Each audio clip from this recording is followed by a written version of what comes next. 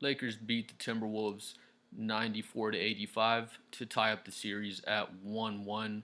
I'd picked the Lakers to win the series in 7 games for my initial prediction, so I'm still feeling good about my Lakers in 7 prediction. We still haven't seen the real version of the Timberwolves yet in this series, or the real version of the Lakers yet, if that makes sense. We haven't seen a Lakers game where Luka and LeBron, both go off and both are hot. Luka's been great, so we've seen the real Luka so far in the series. He's been awesome, but we haven't seen again where LeBron, Luka, and to add to that, Austin Reeves all have a good game all together. And then on the Timberwolves side, they did blow the Lakers out in game one. I think they won by 22, 21 points, if I'm not mistaken. But the Timberwolves made 21 threes. They shot 50% from three. So that's not who the Timberwolves are. They're not some high volume 3 point shooting team other than Naz Reid and Anthony Edwards, honestly. But I don't see them shooting 50% from three and knocking down 21 threes in any of these other games in the series. And then in this game, the Timberwolves only put up 85 points, so that's not the real version of themselves either. They're somewhere in between that. They're somewhere, again, in the middle. They're not going to knock down 21 threes on 50% shooting in any of these other games, in my opinion, but they're not going to score 85 points in any of these other games either. So, like I said, we haven't seen the real Lakers or the real Timberwolves. These have both been, kind of slugfests of a game. Game one, the Timberwolves were super hot from three, but the Lakers were just having a lot of defensive breakdowns, and they kind of allowed the Timberwolves to knock down all these shots on them.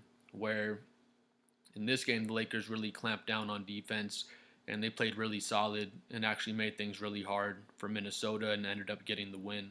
But again, I don't expect them to hold Minnesota under 90 points. I really doubt they'll hold them under 90 points in any of these other games in the series. Get to the numbers in a second here. Just my first impressions. One play that stood out to me, Luka was getting up and then Jaden McDaniels hits him with the ankle lock. If you remember the play, he wraps his legs around Luka's ankle, and Luka's trying to run up the court, and he doesn't really notice. And Luka falls over because Jaden McDaniels has him in some UFC leg lock or some shit. But it was kind of funny watching it. Honestly, watching it live, it was just funny. I kind of laughed, but thinking back, that's a really dangerous play. The refs didn't even notice it.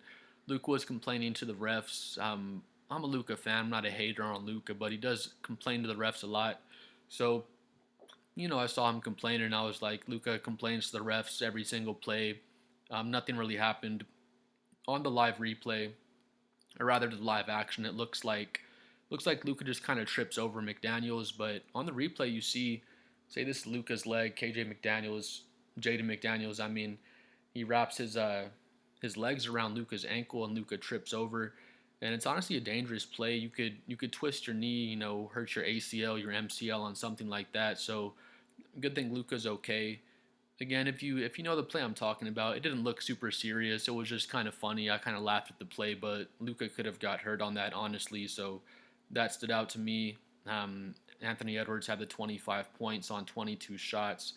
Not great efficiency. He's 2 for 8 from three, so that's not great either.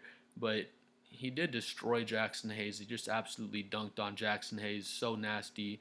It was terrible. Jackson Hayes has no chance at the rim.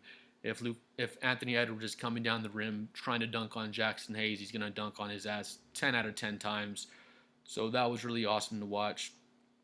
Jaden McDaniels is 3 for 11 for 8 points, so really off game. I think he had 25 in game one. He was like 11 for 13.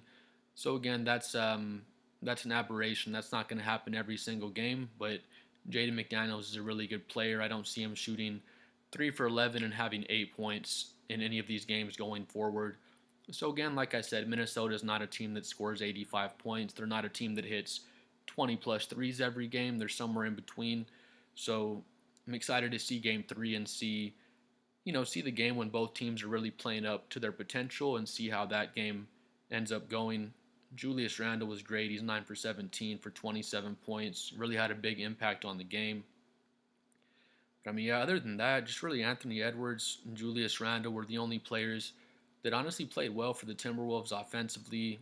Other than that, no one even got into double digits. DiVincenzo got into foul trouble really early, so he wasn't able to really get it going. He only had 16 minutes played. He had the four personal fouls, but I guess he was just getting fouls at bad times. He could never really get into the flow of the game, so they couldn't really incorporate him and put him back in the game in the crunch time with all the time he had missed. Moving on to Los Angeles, though, Austin Reeves was actually really solid. He's 7 for 14, so 50%, the 16 points. Luka's great. Almost had the triple double with the 31 points, 12 rebounds, and 9 assists. LeBron, it's been fun to see LeBron kind of working his way into, I guess, the second option role is okay to say. He's still going to have nights where he's Superman, I feel like, but, he's taking the passenger seat to Luka and letting Luka hold the keys and just run all the offense because that's where the Lakers are going to be at their best when they let Luka really take the reins and control the offense. But LeBron's kind of starting to work his way into that second role, and I'm just questioning whether or not he's healthy because I know he had re-aggravated. I think it was his hip or his groin. I think it was the groin injury he re-aggravated a little bit before the playoffs, and on some plays he looks like he's moving. I don't want to use the word hobbled, but moving a little bit off, and then there's other plays like when he comes on Anthony Edwards' blind side and steals the ball from Edwards. He goes coast to coast and gets a layup. There's another play where Austin Edwards passes LeBron the ball in a fast break and he gets a nasty finish at the rim and just looks way more athletic than everybody else. So it kind of comes in bursts. I don't think he's injured, to be honest. Comment below what you think if LeBron's a little banged up, but he's been kind of coming and going. Like I said earlier in the video, I'm excited to see the game where LeBron and Luka are really playing at the high level and playing up to the level we expect of them. And then, Anthony Edwards is hot, Naz Reid, Julius Randle. I'm excited for Game 3, Game 4, because sure enough, there's most likely going to be a game where everyone's playing at a really high level and get to see the fireworks, between Luka, LeBron, Anthony Edwards, and some of these other guys out there. Jackson Hayes, yeah, he only had 2 points. He just got absolutely demolished by Anthony Edwards again on that dunk. Hachimura played good on defense. He only has the 11 points, 4 for 9, so he was solid out there. But yeah, I mean, really, it was actually the three-headed monster. LeBron, Doncic, and Austin Reeves. LeBron with the 21, Luka with the 31, Austin Reeves with the 16, and they did it all on solid efficiency, honestly. So, like I was saying earlier, I'm excited to see the game where all three of them are playing up to a very high level. And I mean, looking back at the stats here, they all did play very well in this game.